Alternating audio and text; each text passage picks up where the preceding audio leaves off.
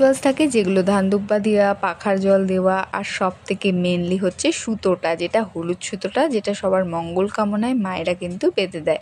সুতো কিন্তু আমিও পড়েছিলাম, কিন্তু আমার ভিডিও করার সময় কিন্তু কেউই ছিল না, তাই আমি কিন্তু বরের ভিডিওটাই করে দিলাম। তারপরে ছিল এত কিছু রান্না বান্না।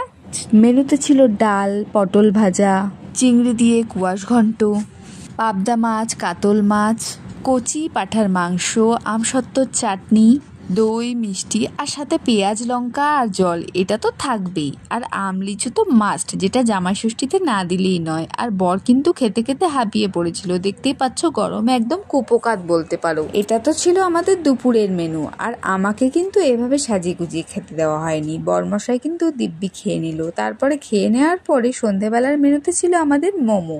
আর এইখানে এক বোন বসে পড়েছিল বাড়তে, আর ও কিন্তু সার্ভ করতে ভীষণই ভালো পারে। আরেকদিকে আমার আরেক বোন